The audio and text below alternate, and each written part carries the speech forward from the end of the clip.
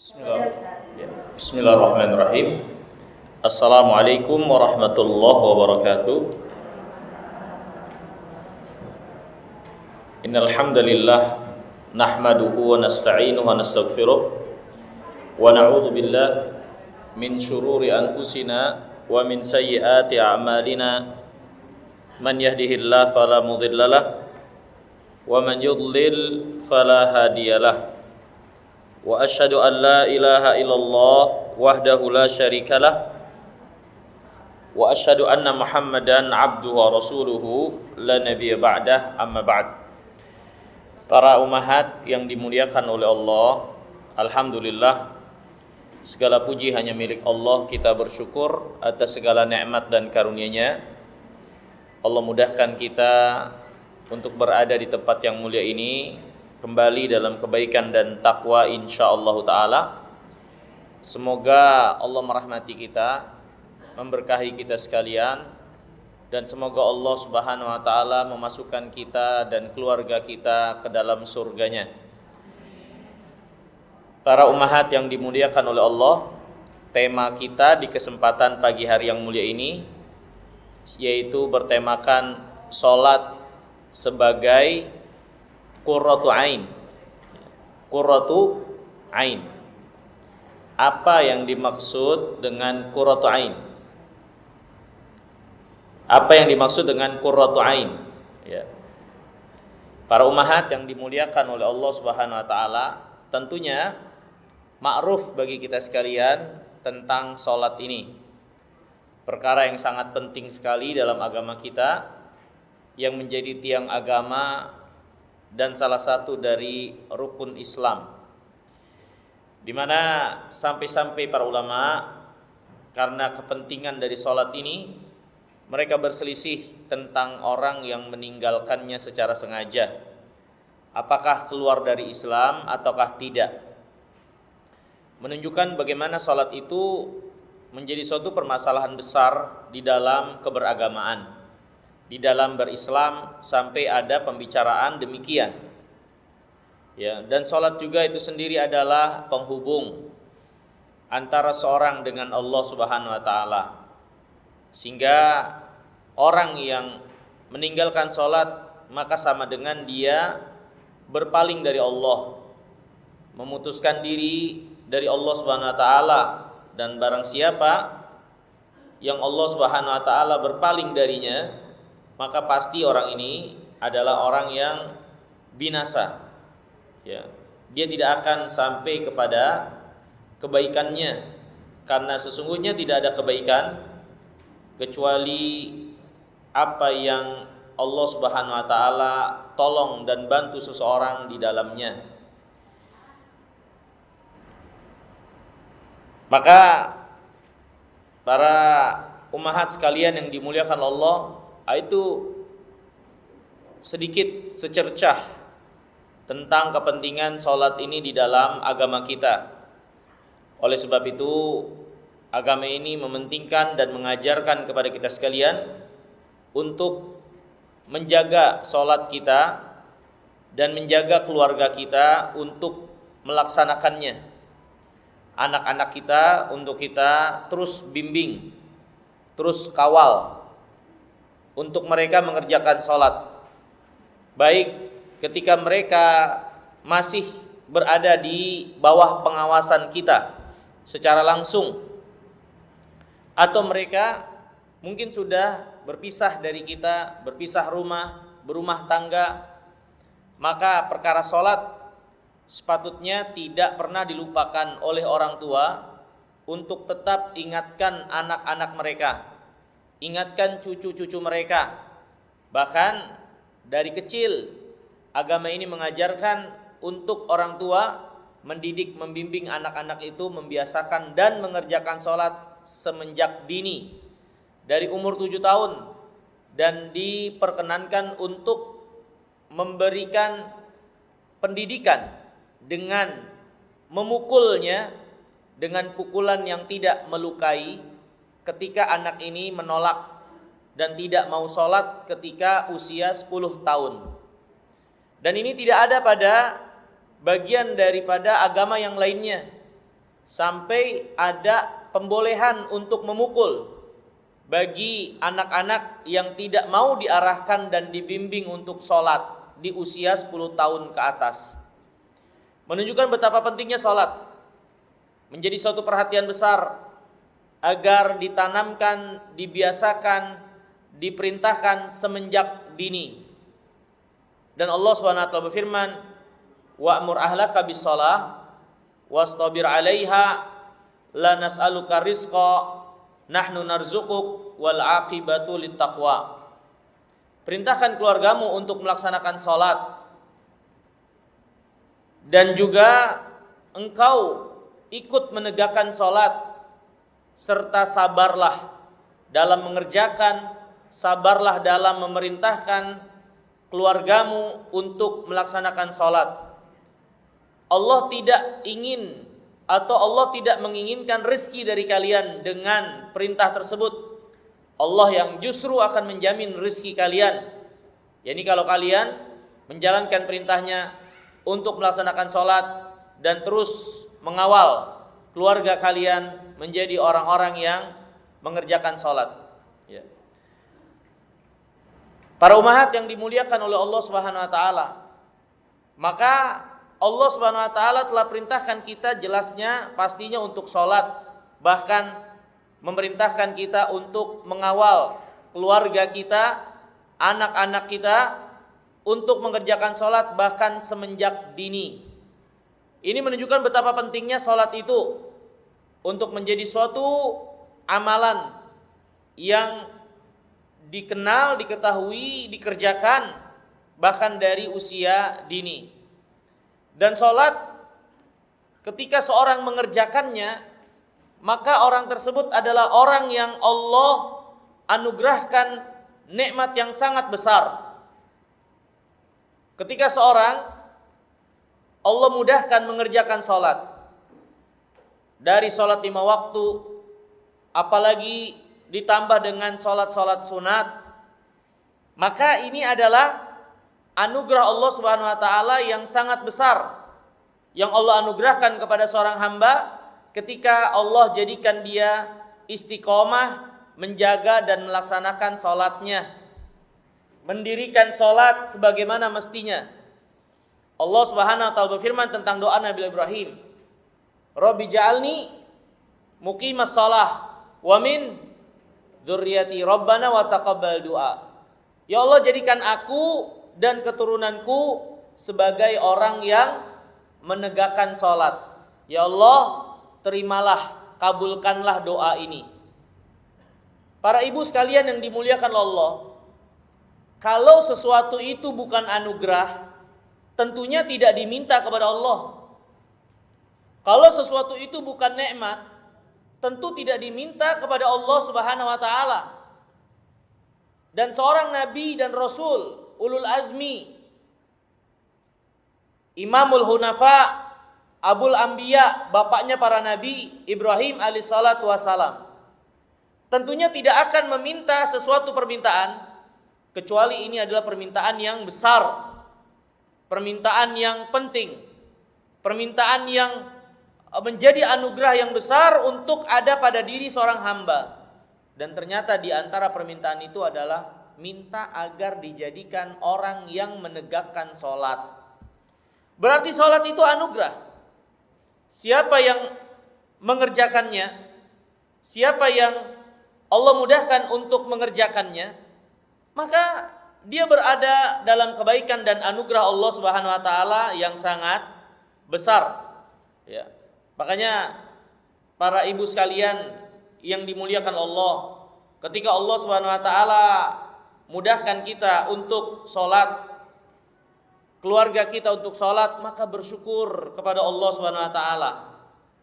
Bersyukur kepada Allah Subhanahu wa taala ya akan anugerah yang sangat besar ini, yang sampai-sampai Nabi Ibrahim meminta kepada Allah Subhanahu wa taala untuk dijadikan orang yang menegakkan salat ya. Nah, kemudian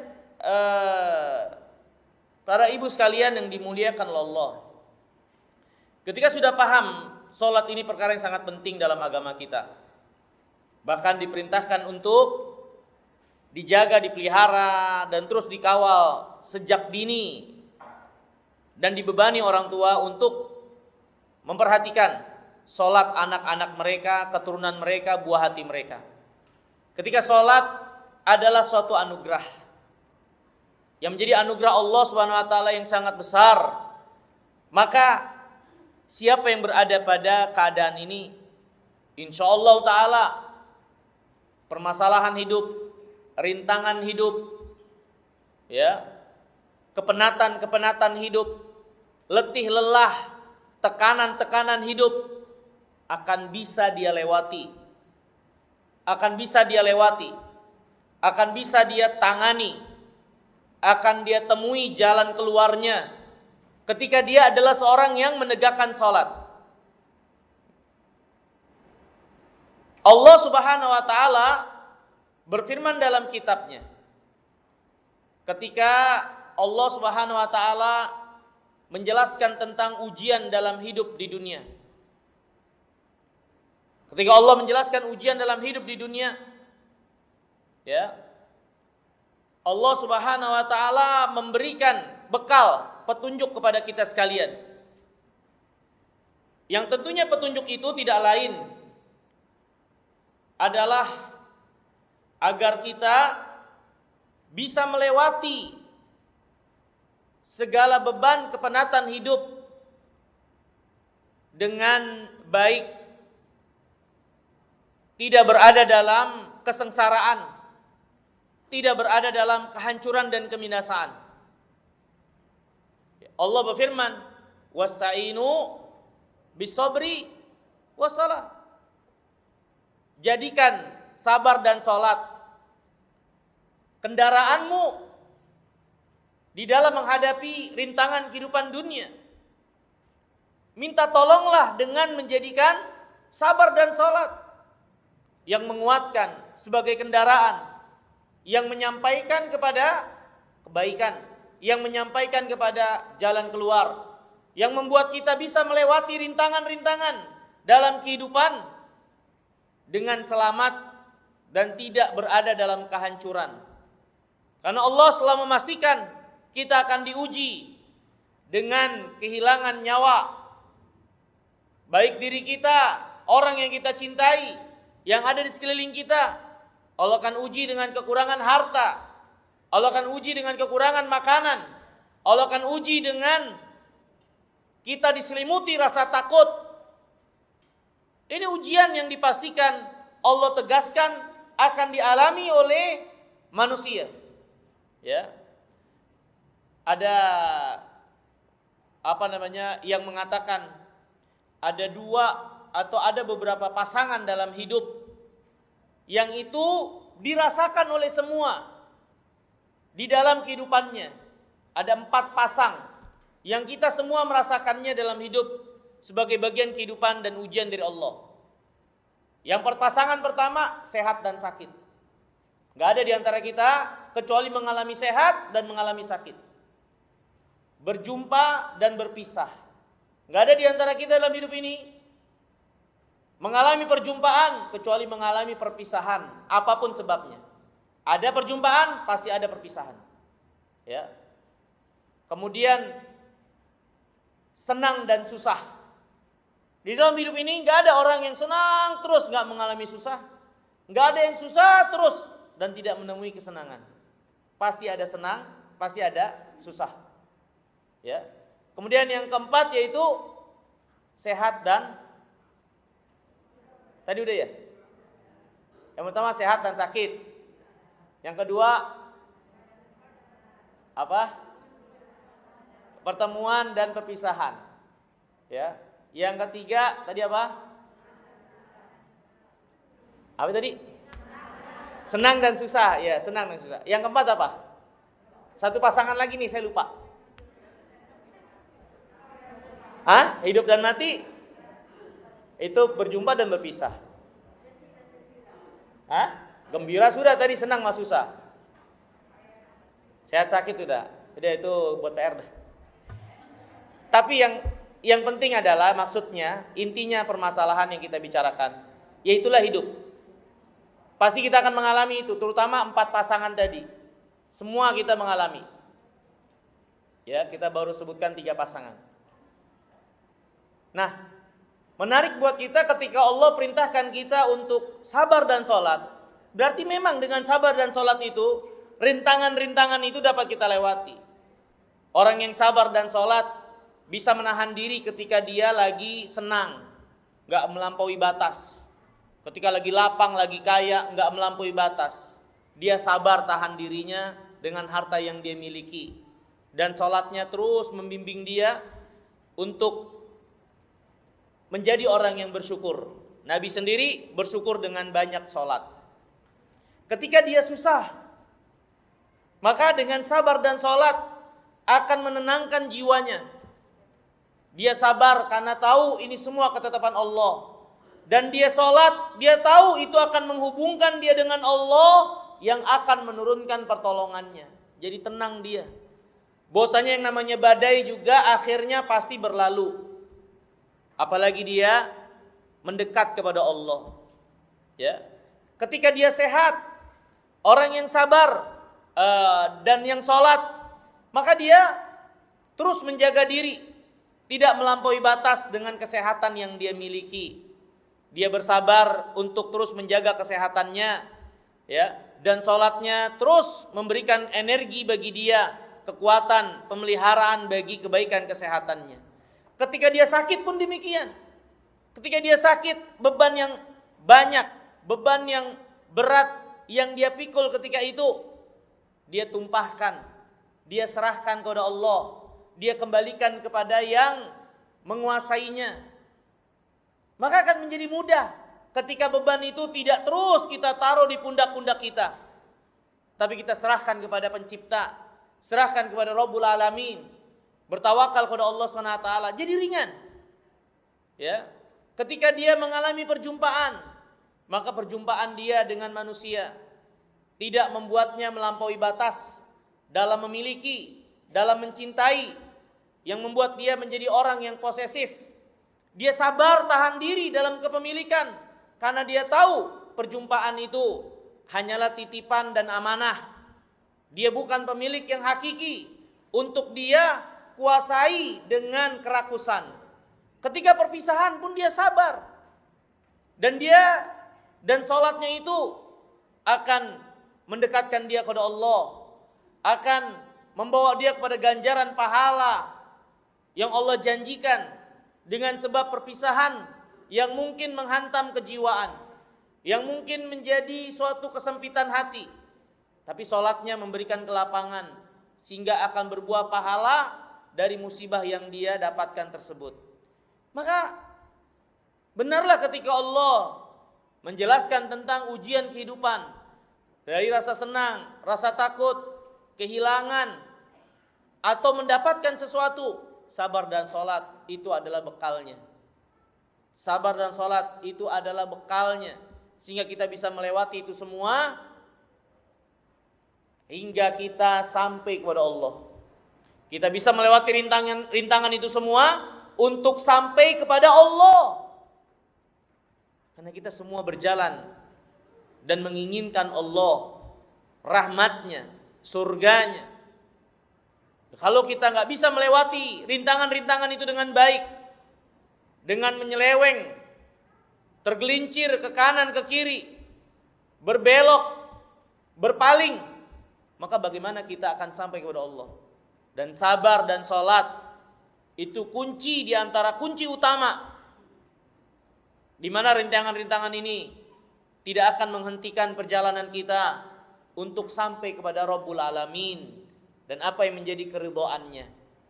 Ini para ibu sekalian yang dimuliakan Allah, ya, menunjukkan kita sekalian bagaimana pentingnya sholat itu untuk benar-benar kita punya kesungguhan perhatian, ya, dalam melaksanakan, dalam menegakkannya, untuk melaksanakan sebaik-baiknya, memberi perhatian besar akan kesempurnaannya. Nah, sholat ini telah disebutkan oleh Nabi yang mulia alaihi salatu wasalam bahwasanya salat itu Allah jadikan pada diri beliau sebagai qurrah ainin. Rasulullah SAW bersabda, hubbiba ilayya min dunyakum an-nisa wat-tib. Dijadikan rasa cinta pada diriku dari urusan dunia kalian kepada wanita dan wangi-wangian. Wa ju'ilat qurratu aini fi shalah, dan dijadikan penyejuk pandangan mataku, penyejuk mataku di dalam salat. Jadi salat itu menjadi penyejuk mata, penyedap hati bagi Rasulullah SAW di dalam melaksanakannya. Nah, ini yang menjadi judul dari tema kita. Kenapa kita angkat tema ini, salat sebagai qurratu ain? Untuk kita angkat bagaimana akhirnya kita upayakan salat itu menjadi qurratu ain, benar-benar menjadi penyedap mata, penyejuk hati, memberi ketenangan, ya, menstabilkan keadaan, menghentikan goncangan, memberikan ketentraman bagi kita dengan melaksanakan salat itu. Ya. Nabi kita yang mulia alaihi salam, banyak kita ketahui syariat salat ketika terjadi kegoncangan-kegoncangan, ketika terjadi hal-hal yang menakutkan atau mendatangkan kecemasan. Apa contohnya? Apa contohnya syariat salat ketika terjadi hal-hal yang mendatangkan atau sekiranya mendatangkan kecemasan atau keberatan? Contohnya apa? Salat apa? Siapa yang tahu? Hah? Ada namanya salat apa? Salat gerhana, contoh.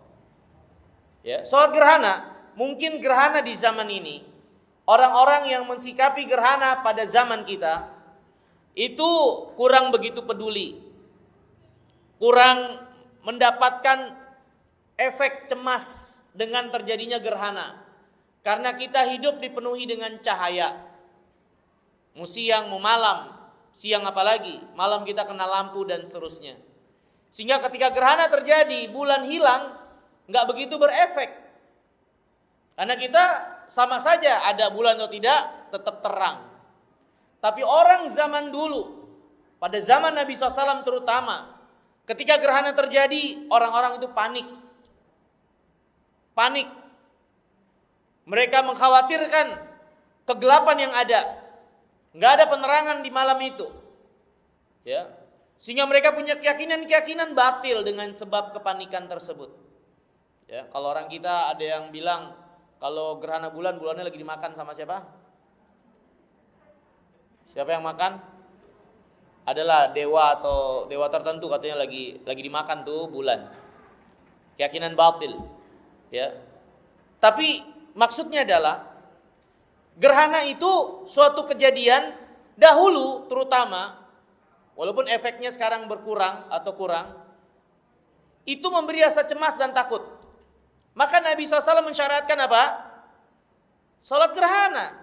Apa kata Nabi? Wa idza ra'aitumuh fafza'u ila shalah. Kalau kalian menyaksikan ada gerhana, maka paniklah kalian dengan mengerjakan salat. Maka ada namanya syariat salat kusuf atau salat gerhana. Jadi ketika panik, salat. Ada namanya salat istisqa. Salat apa istisqa? Salat minta hujan. Ketika keadaan pacaklik, kering. Nah, ini kan kesempitan dalam hidup. Maka ada syariat salat namanya salat istisqa. Ya.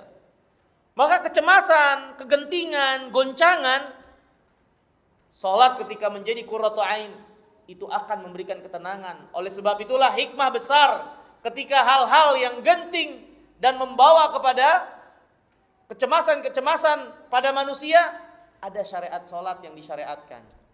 Salat istighosah. Salat minta pertolongan dalam keadaan yang sangat sulit dan sempit, istighosah. Ya. Nah, ini ya, menunjukkan bagi kita sekalian, itulah salat. Memberikan ketenangan. Qurra berasal dari kata al-istiqrar yang berarti ketenangan. Ketenangan. Maka qurratu ain bermakna sesuatu yang dilihat oleh mata atau dirasakan yang membawa kepada ketenangan, yang membawa kepada kenyamanan, ketenangan, kedamaian. Itulah qurratu ain. Ya. Nah, para ibu sekalian yang dimuliakan Allah, untuk mendekatkan makna, memahami makna qurratu ain, di dalam Al-Qur'an ada beberapa tempat ayat yang disebut di sana kata qurratu ain. Ya. Untuk kita lebih paham lagi apa makna qurratu ain, mari kita perhatikan beberapa ayat tersebut. Dalam Al-Qur'an yang terdapat kata qurratu ain untuk kita lebih memahami dan mendalami makna qurratu ain. Ya, sehingga kita bisa tahu bagaimana sholat itu akhirnya jadi qurratu ain. Di antaranya firman Allah Subhanahu wa taala, kisah yang Allah sebutkan dalam surah Qasas, ya, ayat 9, kisah ketika istri Firaun. Siapa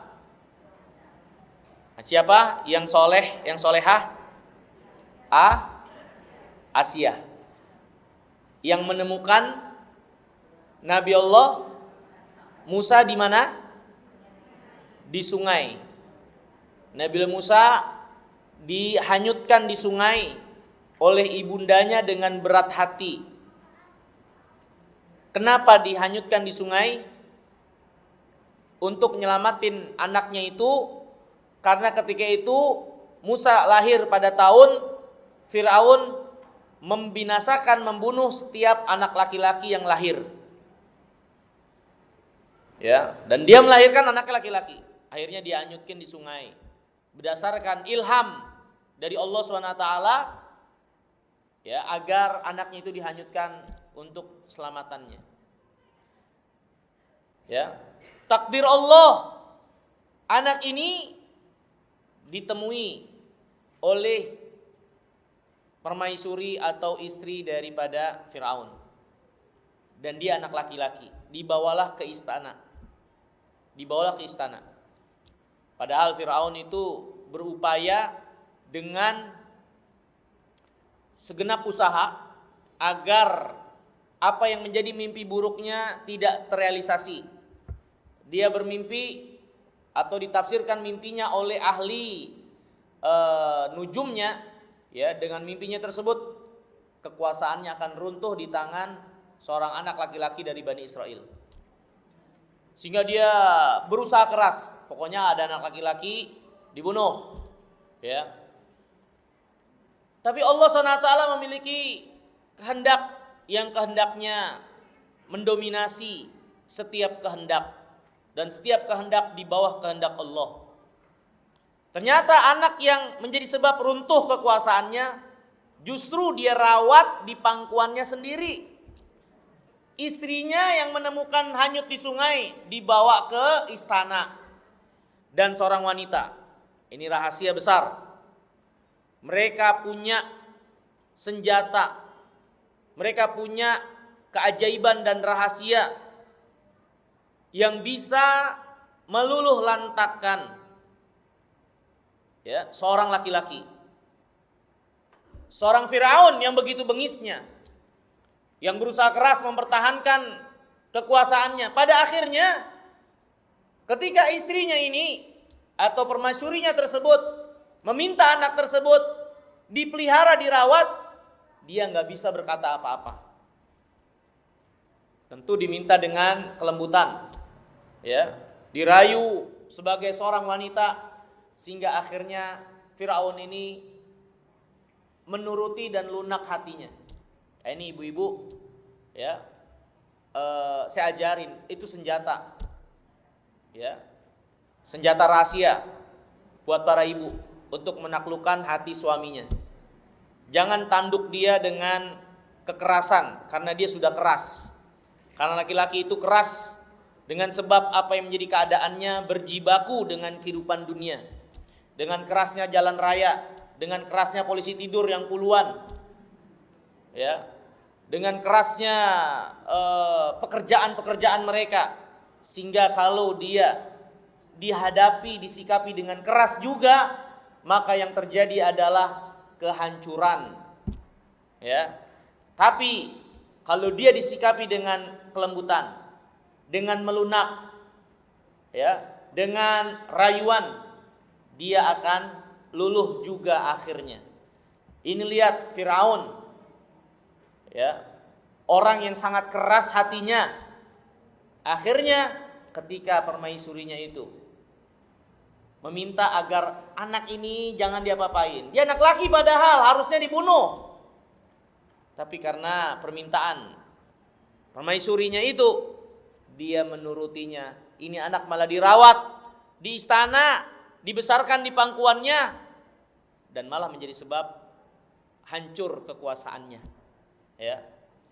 Nah, yang jadi pelajaran kita, perkataan dari permaisuri Firaun ini, waqalat imratu Fir'aun, dalam surah Qasas ayat 9. Waqalat imra'atu Fir'aun qurratu ainin li walak la taqtulu asa an yanfa'ana aw nattakhidahu waladan wa hum la yashurun. Berkata wanita Fir'aun ini, qurratu ainin li walak, ya, jangan bunuh anak ini, mudah-mudahan anak ini jadi penyejuk mata kita. Jangan bunuh dia, ya. Kali aja dia bisa bermanfaat buat kita, gedenya nanti kita rawat, ya. Kemudian atau kita angkat dia jadi anak. Dan gak mungkin kan kita bunuh anak sendiri. Dengan rayuannya itu akhirnya luluh Firaun. Dan kata Allah, wahum la yashurun, mereka itu gak sadar bahwasanya anak itulah justru yang selama ini ditakuti, yang menjadi sebab hancurnya kekuasaan yang dia miliki. Tapi yang menarik buat pelajaran kita, ya, bukan kisah itu tentu banyak perkara dan pelajaran menariknya, tapi yang menarik buat kita adalah perkataan istri atau wanita Firaun ini, qurratu ainin li walak. Semoga anak ini menjadi qurratu ain, penyejuk mata. Dan anak itu, Musa ketika itu usianya masih apa? Masih bayi.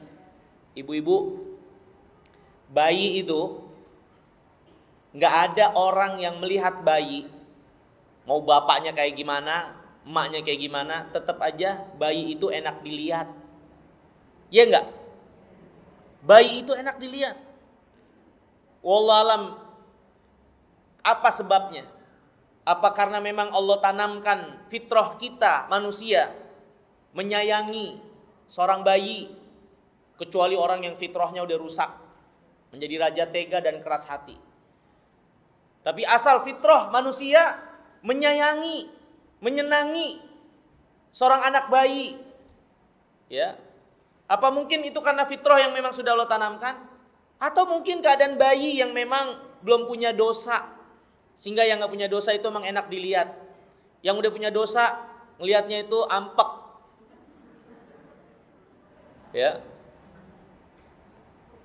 Tapi bayi itu, keberadaan dia saja kita lihat tuh kan enak, menyenangkan hati, ya. Para ibu yang punya anak, ya, atau yang udah punya cucu pasti bisa memahami apa yang saya katakan itu. Maksudnya ini sebagai gambaran di antara makna qurratu ain, penyejuk mata, penyedap hati, ya. Ketika kita melihat seorang bayi yang kita ingin melihatnya lagi, kita senang, kita bergembira, menenangkan hati, menghilangkan kepenatan, menghilangkan letih.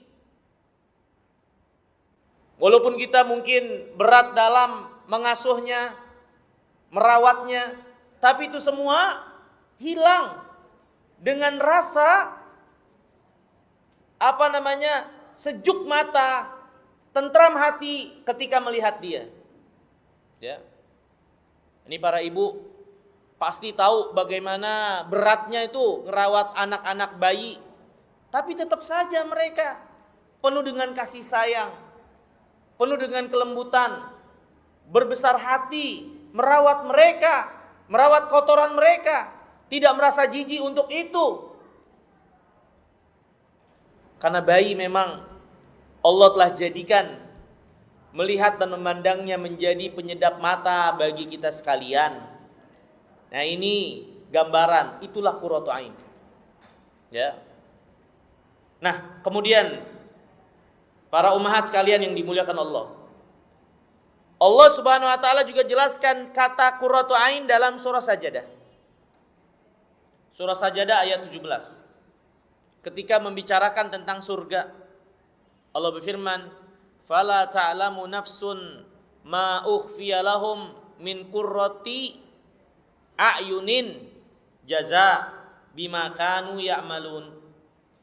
Dan seorang itu sejatinya tidak tahu kebesaran, keagungan, apa-apa yang menjadi nikmat yang membuat sedap matanya, sejuk hatinya, sebagai balasan apa yang dia amalkan ketika di dunia dari kebaikan. Ya.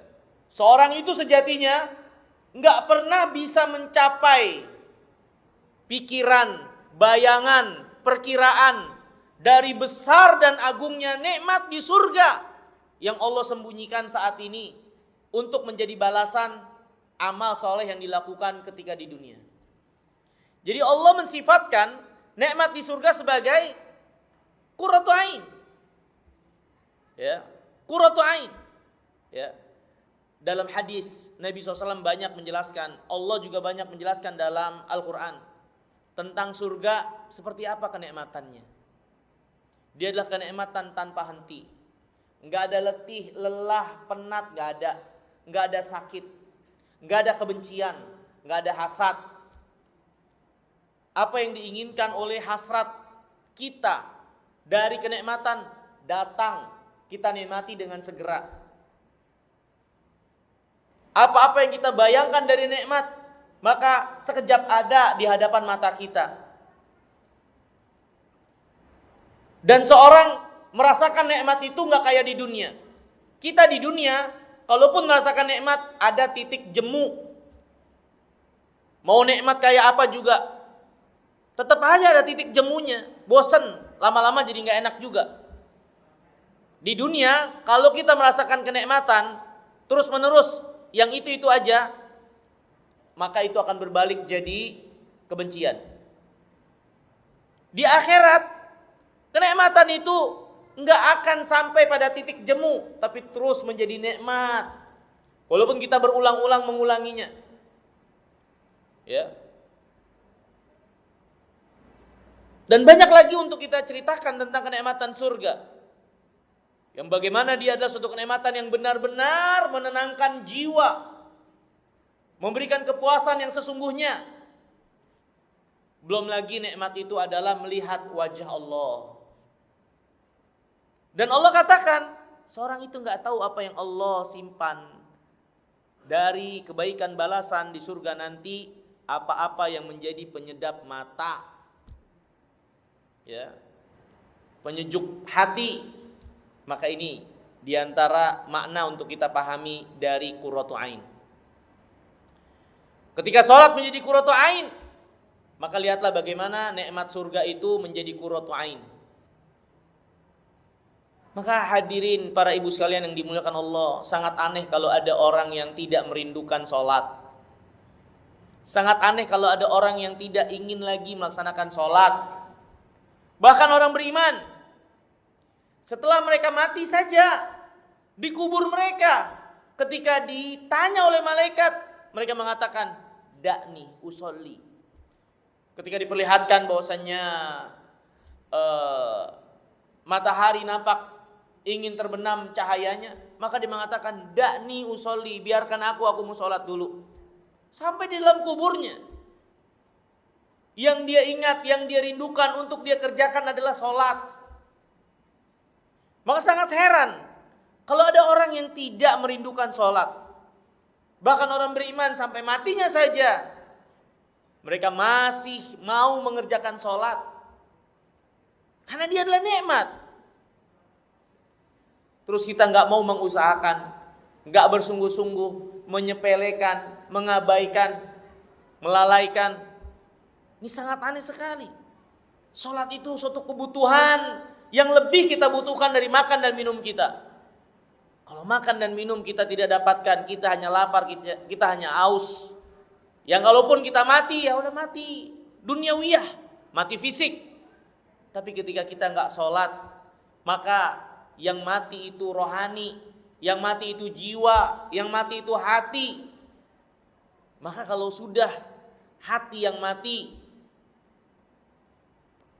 maka orang itu pastinya akan menjadi sampah kehidupan ini. Jadi sholat itu nikmat besar, ya. Qurratu ain, nikmat yang sangat memberikan ketenangan, kenyamanan, ketentraman.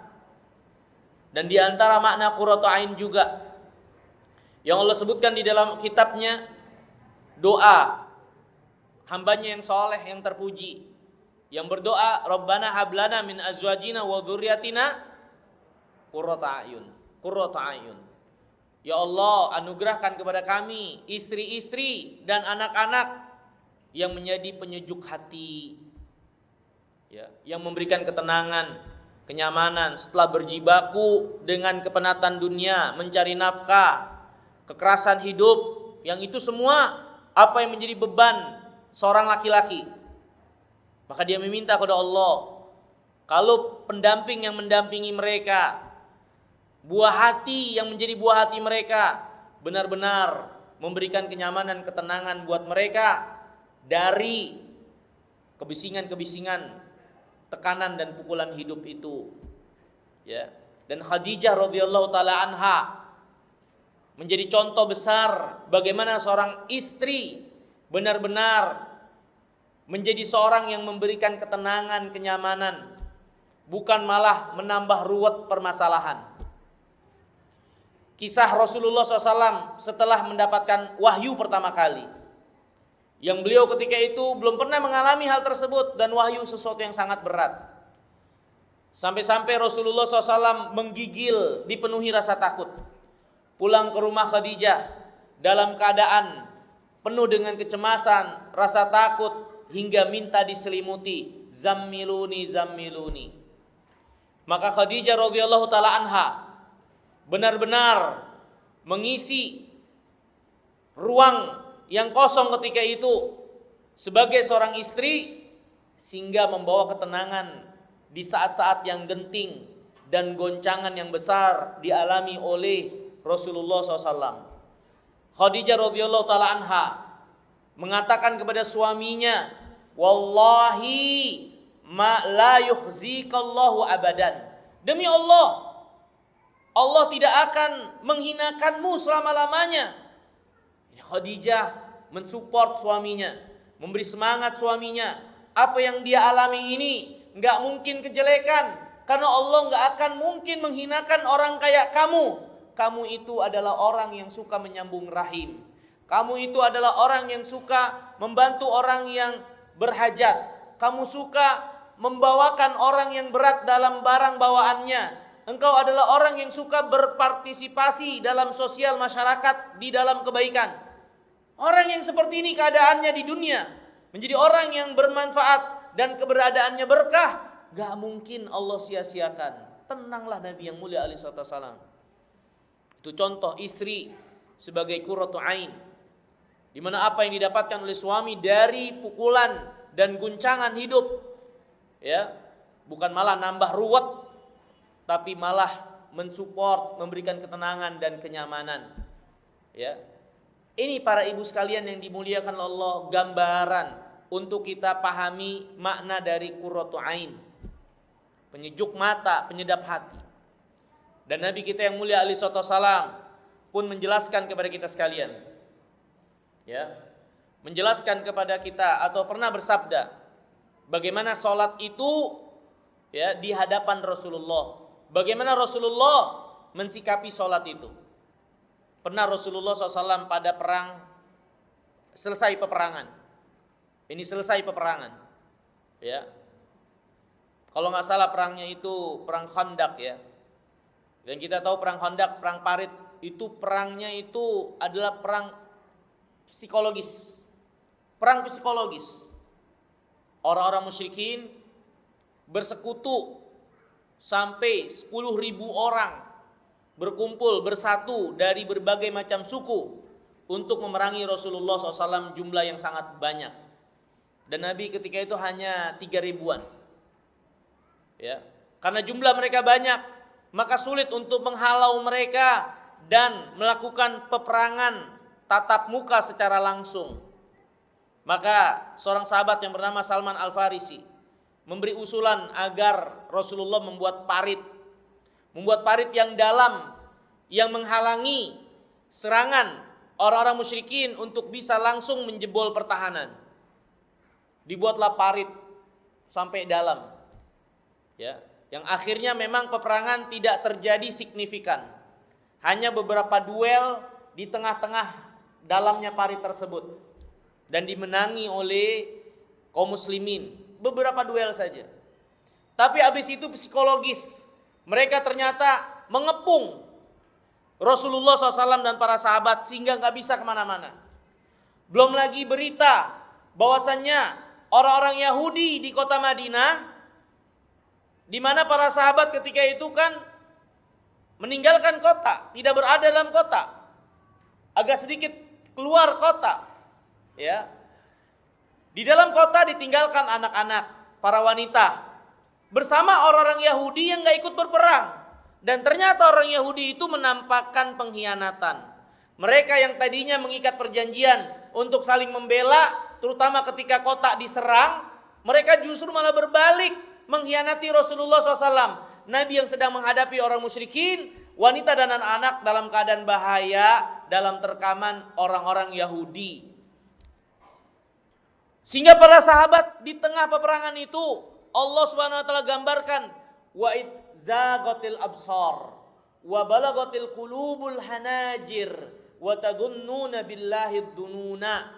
Ingatlah pada waktu itu mata-mata terbelalak, hati mencuat keluar sampai digambarkan nyangkut di tenggorokan.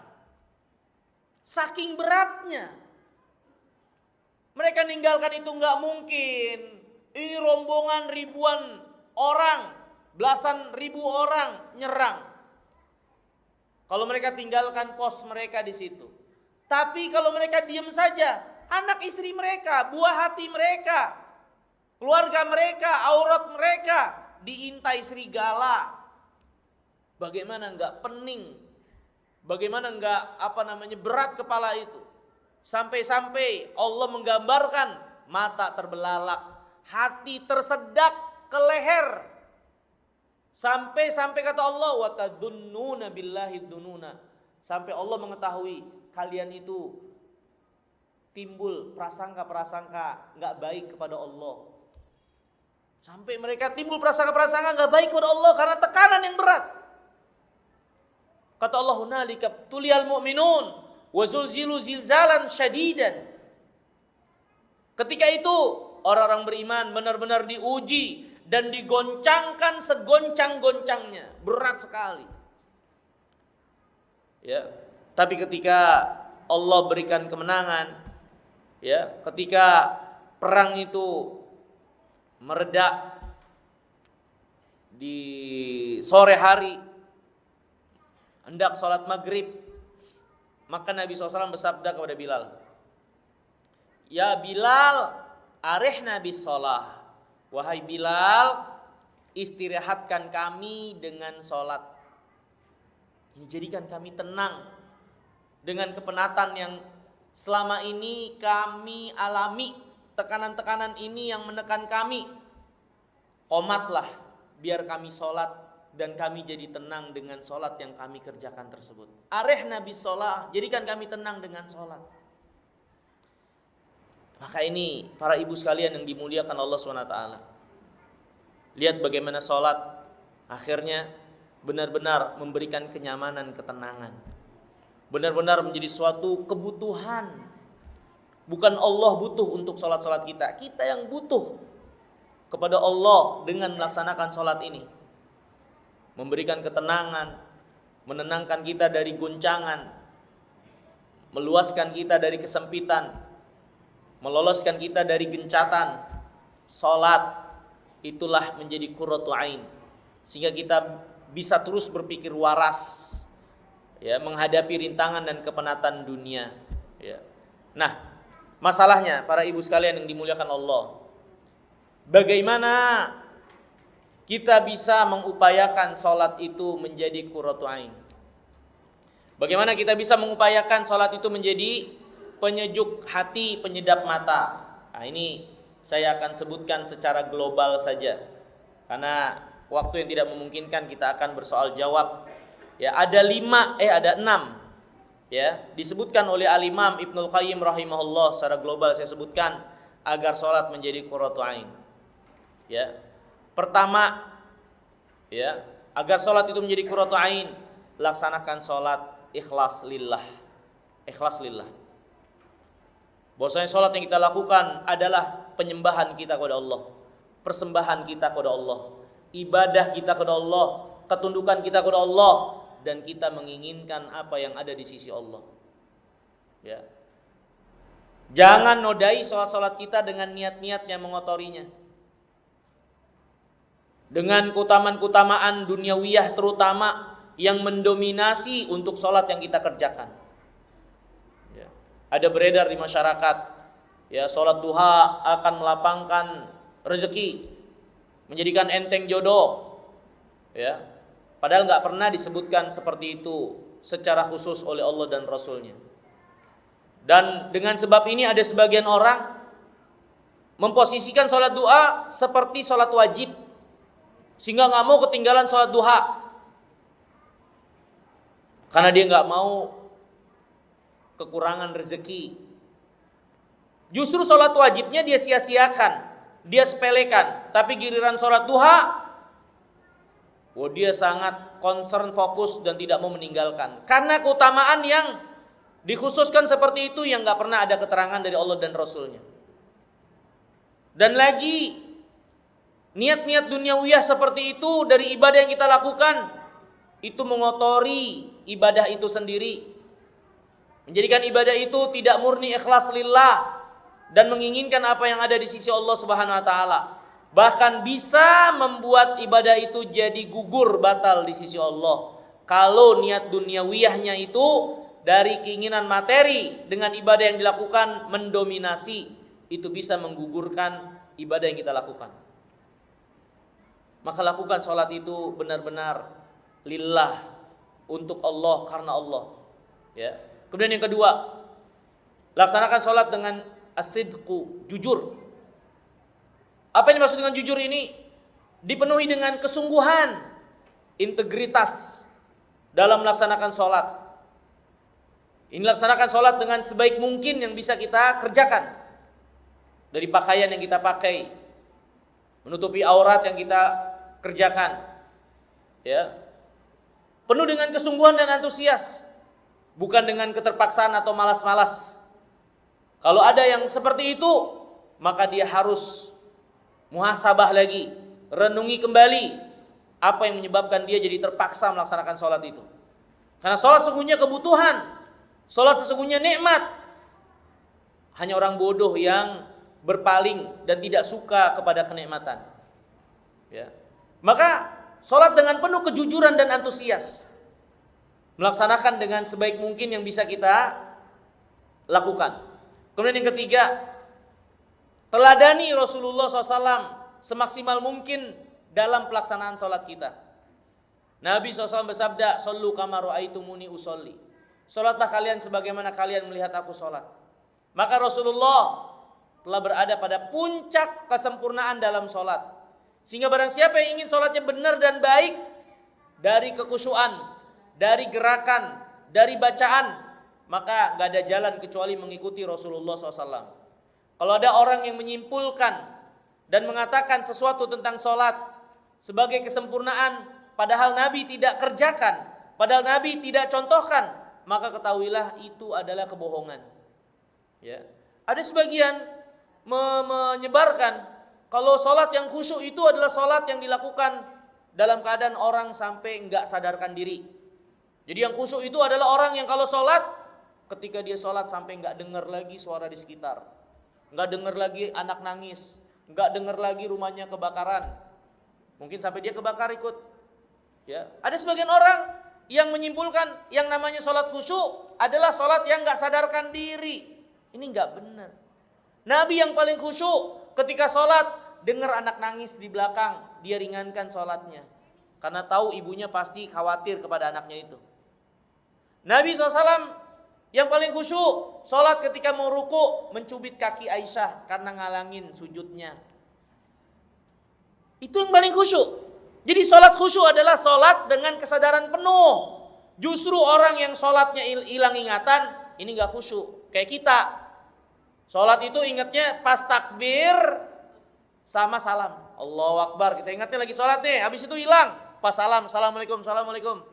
Baru habis sholat ya tadi ya. Nah, yang seperti ini, nah ini berarti gak khusyuk. Karena kita gak sadar ketika di tengah-tengah sholat itu. Kadang kita hanya baru sadar ketika salam sudah diucapkan. Apalagi kalau sholat berjamaah. Ya, ketika takbir Allahu Akbar, habis itu kita hilang mikirin ini, mikirin itu. Ya, masakan kurang.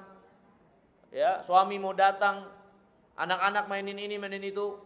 Anak-anak bahaya dan seterusnya, akhirnya hilang, lupa rakaat, lupa jumlahnya.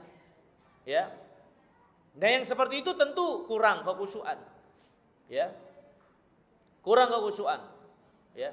Tapi orang yang berada pada keadaan konsentrasi, dia menghayati sholatnya, setiap gerakan, setiap bacaan, dia pahami, dia sedang menghadap Allah, mempersembahkan apa yang dia ucapkan dan gerakan itu kepada Allah. Nah itulah sholat yang khusyuk. Bukan orang yang sholat gak sadarkan diri. Ya. Dan Nabi SAW adalah yang paling khusyuk. Dan begitulah sholat Nabi kita yang mulia alaihi wassalam. Jadi kalau ada orang yang mengatakan kesempurnaan sholat adalah orang yang khusyuknya sampai tidak sadarkan diri, ini pembohong. Ya. Kemudian yang keempat, untuk sholat menjadi qurratu ain, sholatlah dengan ihsan. Sholatlah dengan penuh penghayatan, memahami, menyadari kalau Allah mengawasi kita. Ya. Allah mengawasi kita. Bahkan lebih tinggi dari itu, dengan menyadari atau seolah-olah Allah di hadapan kita yang kita sembah. Kalau nggak sampai pada tingkatan itu, paling nggak kita menyadari kalau kita tuh tidak lewat dari pengawasan Allah. Sholat dengan ihsan, maka dengan itu kita akan terus menjaga sholat kita. Kalau ada nggak khusyuk-khusyuk atau lagi berpikir atau kita lagi melanglang buana, balik lagi ke sholat. Kita balik lagi ke kekhusyuan sholat. Kita balik lagi fokus ke sholat. Ya, kalau kita sholat dengan ihsan, karena kita pasti akan malu ketika kita mempersembahkan sesuatu dari kewajiban yang harus kita laksanakan, terus kita sia-siakan seolah-olah Allah nggak ngawasi. Ya, itu yang keempat. Kemudian yang kelima, sholatlah dengan merasa kalau sholat itu adalah anugerah. Ya, sholatlah dengan merasa kalau sholat itu adalah anugerah Allah Subhanahu Wa Taala kepada kita. Ya, jangan kita melaksanakan sholat kemudian setelah itu kita menjadi orang yang membusungkan dada. Setelah itu kita menjadi orang yang jumawa. Tapi tanamkan bahwasanya sholat yang kita kerjakan kemudahan dari Allah, anugerah Allah, nikmat dari Allah. Kita yang butuh sholat, Allah nggak butuh pada sholat kita. Tanamkan itu adalah nikmat dari Allah Subhanahu Wa Taala, bukan kita yang memberi nikmat kepada Allah. Iya, kita merasakan kebahagiaan, kita merasakan kesenangan hati dengan amal soleh yang kita lakukan. Tapi jangan sampai membuat kita jadi sombong, jadi ujub, jadi jumawa, jadi melampaui batas sampai merasa kalau dia memberi kepada Allah dengan ibadahnya tersebut. Tapi sebaliknya, sholatlah dengan meyakini ini adalah anugerah Allah. Allah yang memberikan anugerah, Allah yang memudahkan. Ya, nah ini yang kelima, yang keenam, ya, agar sholat itu menjadi penyejuk mata, penyedap hati kita, yaitu hendaklah kita menanamkan dalam diri kita itu selalu berada dalam kekurangan dan tidak pernah berada pada kesempurnaan dalam sholat yang kita kerjakan. Ya, sehingga kita terus selalu memperbaiki. Sehingga kita terus selalu mewaspadai, tidak pernah puas dengan apa yang kita lakukan. Ini diantara hikmah Nabi SAW mengajarkan kita istighfar setelah sholat wajib. Padahal kita udah sholat wajib, tapi kenapa kok zikir pertama kali untuk dibaca adalah minta ampun? Karena seorang hamba, betapapun dia melaksanakan ibadah kepada Allah, tetap tidak akan sesuai dengan pengagungan Allah yang seharusnya. Allah lebih agung dari apa yang dia agungkan Allah dengan sholatnya tersebut. Betapapun seorang hamba berusaha keras menyempurnakan sholatnya, pasti tetap ada celah. Celah-celah yang itu adalah kekurangan dalam pelaksanaannya tersebut. Maka jangan pernah merasa puas dengan sholat yang kita lakukan. Selalu kita tanamkan kita itu adalah hamba yang penuh dengan kekurangan. Minta ampun kepada Allah akan sholat-sholat yang kita kerjakan tidak sebagaimana mestinya, tidak sebagaimana apa yang Allah SWT menjadi keberhakan, keagungan, kemuliaannya. Ini 6 perkara yang disebutkan oleh Al-Imam Ibnu Qayyim rahimahullah, ya. Kiat-kiat agar sholat itu menjadi qurratu ain, penyejuk mata, penyedap hati bagi kita sekalian. Nah, mungkin ini yang bisa kita sebutkan untuk kita pelajari, ya. Semoga yang sedikit ini bermanfaat dan semoga Allah SWT menjadikan kita orang-orang yang menegakkan sholat, mencintai sholat, menjadi sholat itu suatu yang mendarah daging pada diri kita dalam penghambaan diri kita kepada Allah Rabbuna. Wallahu ta'ala jalla wa a'la wa a'lam. Selanjutnya kita bersoal jawab. Kalau ada yang ingin ditanyakan mungkin dipersilahkan. Wallahu ta'ala alam bisawab.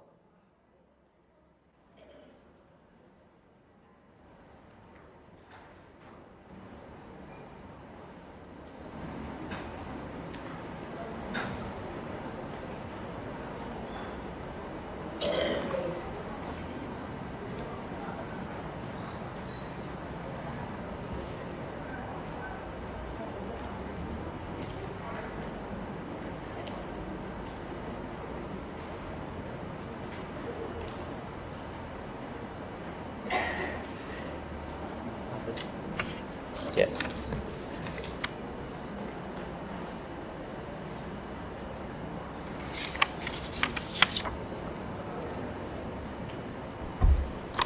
Assalamualaikum Waalaikumsalam warahmatullahi. Apabila ada seorang berbicara dalam keadaan marah, dia akan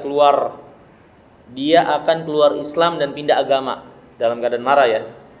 Pada dasarnya orang tersebut dari agama Nasrani dan mualaf sudah lama. Dan pada ketika marah orang tersebut terucap akan pindah agama ke agama semula Nasrani. Dan saya tanyakan, apakah orang tersebut masih sah sebagai orang Islam? Salatnya bisa diterima Allah atau orang tersebut sudah termasuk kafir, dan apa saja yang harus dilakukan orang tersebut yang lebih baik untuk kedepannya agar hidupnya penuh dengan barokah? Ya, tentunya ini perkara agama ini bukan perkara yang boleh untuk dipermainkan, ya. Untuk bentar-bentar, tar saya keluar. Ya, emangnya Allah butuh sama keislaman kita? Kita mau keluar, kita mau masuk, yang butuh kita. Apakah Allah jadi rugi? Islam jadi rugi dengan kita keluar dari Islam? Kita yang butuh pada Islam. Kasih tahu sama dia. Allah gak butuh pada keislaman kita. Kita yang butuh pada keislaman ini untuk jadi hamba kepada Allah yang sebenarnya. Sehingga dia ancam-ancam seperti itu. Ini bukan mainan. Ini bukan senda gurau untuk dia bebas dan semau-maunya mengatakan dan mengucapkan seperti itu. Maka hendaknya dia bertobat kepada Allah dari sikapnya tersebut. Kasih tahu sama dia, Islam itu anugerah. Kalau kamu tinggalkan Islam, yang bodoh yang meninggalkan. Islam gak bakal rugi. Sehingga apa arti ancaman tersebut? Gak ada artinya. Gak ada artinya. Ya. Nah, bagaimana masalahnya hukum orang yang mengucapkan demikian? Kalau dia niatnya benar, bukan sekedar ancaman karena dia nggak tahu, maka dia keluar dari Islam tentunya. Tapi karena itu, kalau itu karena ketidaktahuan dia akan masalah ini, ya, atau hanya sekedar mengancam, maka semoga dia tetap berada dalam keislamannya, tapi dia perlu bertobat kepada Allah dengan ancaman-ancaman yang dilakukan seperti itu. Perlu diketahui, Allah nggak butuh kepada kita, Allah nggak butuh keislaman kita, Allah nggak butuh sholat kita, kita yang butuh kepada Allah. Ya, sehingga ada atau nggak ada kita, berpaling atau tidaknya kita nggak berpengaruh pada Allah. Ya, itu dikasih tahu sama dia. Assalamualaikum warahmatullahi wabarakatuh. Batas waktu sholat subuh jam berapa? Telat bangun. Bagi orang yang tertidur telat bangun, maka waktu sholat subuh baginya ketika dia ingat dan bangun. Kata Nabi SAW, man nama an sholatin au nasiyaha falyusolliha idza dzakaraha. Siapa yang lupa atau tertidur dari sholat dari waktu yang semestinya, maka ketika bangun atau ingat segera kerjakan, langsung sholat. Maka itu waktu bagi orang yang uzur, tertinggal dari waktu sholat semestinya karena lupa atau tidur. Ya, tapi waktu sholat subuh itu sendiri dari fajar shadiq sampai terbitnya matahari. Sekarang itu sekitar jam 6 tepat atau jam 6 kurang 5 waktu syuruk, yaitu waktu terbit. Itu batas waktu dari sholat subuh. Kita nggak boleh meninggalkan di luar sampai kelewat waktu sengaja. Tapi kalau karena tertidur atau lupa, maka orang yang dalam keadaan ini waktu sholatnya adalah ketika dia ingat walaupun sudah lewat. Misalnya dia bangun jam 9, ya udah langsung sholat. Dia bangun jam 10, segera sholat. Walaupun subuh sudah habis waktunya, tapi itu adalah waktu bagi orang yang ada uzur karena lupa atau tertidur. Bagaimana hukumnya niat berkurban tapi lupa memotong kuku? Enggak ada masalah. Dia istighfar kepada Allah Subhanahu wa taala dan lanjutkan kurbannya. Ya, lanjutkan kurbannya. Para ulama mengatakan siapa yang dia lupa, maka enggak ada hukum buat dia. Enggak ada hukum buat dia, lanjutkan saja kurbannya. Bahkan orang yang sengaja tetap motong kuku, tetap cukur rambut, ini pun enggak ada masalah, kurbannya tetap sah. Hanya saja dia berada pada kekurangan dalam penyelisihan menahan diri dari memotong kuku dan bagian rambut dari tubuh. Itu saja. Tapi kurbannya tetap sah. Wallahu ta'ala alam bisawab. Ada lagi mungkin?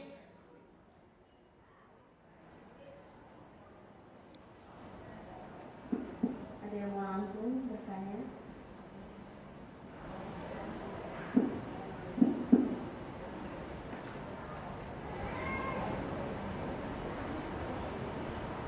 Sudah, Ustaz.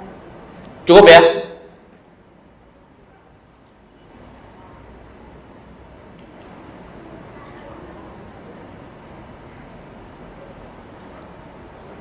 Kalau nggak ada, saya kira kita cukupkan. Terima kasih banyak para ummahat sekalian dan para bapak-bapaknya juga atas kesempatan dan kebaikannya. Ya, semoga Allah menjaga kita senantiasa berada dalam kebaikan dan takwa. Subhanakallahumma bihamdika asyhadu an la ilaha illa anta astaghfiruka wa atubu ilaik. Assalamualaikum warahmatullahi wabarakatuh.